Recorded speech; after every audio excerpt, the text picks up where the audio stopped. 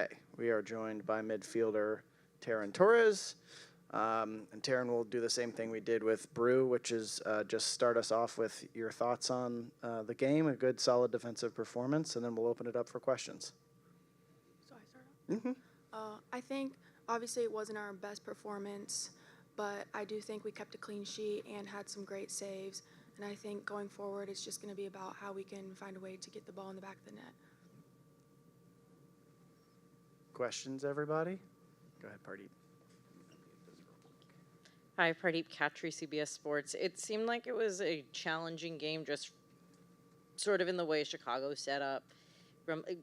It felt maybe like they were, I don't know, maybe ultra defensive, for lack of a better term. Was that the feeling you got while playing in the game? What were your impressions of playing against them? I think after the head coach change for them, like, they came out really aggressive, really, like, intense, and I think we just struggled to win, like, second balls, first balls, and I think we're not really concerned on our side going forward, but I just think today we fell short in some of those duels.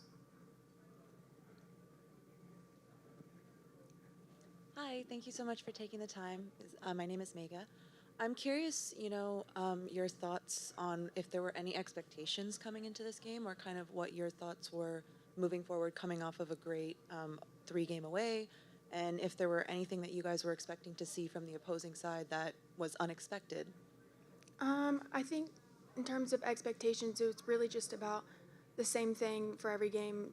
We focus on our game plan, we focus on ourselves, what we're going to do, and we expect ourselves to win. Clean sheet, so I think we got the clean sheet, but we fell short on the win.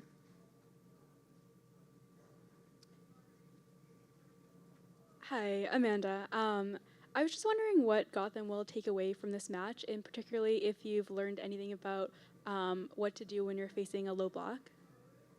I think the NWSL, like, it shows any team can beat any team, and I think we just have to learn how to, like, keep the pressure on them, keep them in their half, find ways to be more mobile and, like, different varieties in the attacking third, and just keep the pressure on them in those moments and convert.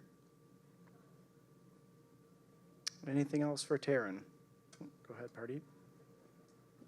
Just following up on something you were saying earlier, you were talking about the coaching change. I'm just curious, from your perspective, as an opponent, does it sort of change the game state a little? Is it, like, hard to sort of anticipate the reaction, or, I'm curious because you brought it up.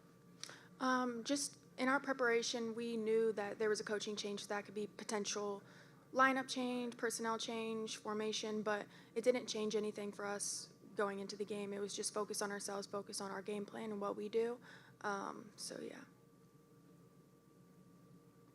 We have a question from Zoom and from Jenna Tonelli asking about how the formation changes impact your game plan with Chicago, and then also just shifting positions, what that is like working with Neely moving to center back and changing around a little bit. I think with the way that we play, we call it structured fluidity. So, like, any player can play any position, really, which is, like, the beauty of our team. So at some points I may end up out on the left, like, looking like a left back, but I'm playing the 6. Neely sometimes drops down and looks like a center back, but she's a 6. And I think at the end of the day, it's really just about being good on the ball, and the game stays the same.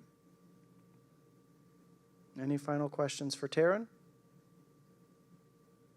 All right, thank you, Taryn. Go Who's. Thank you.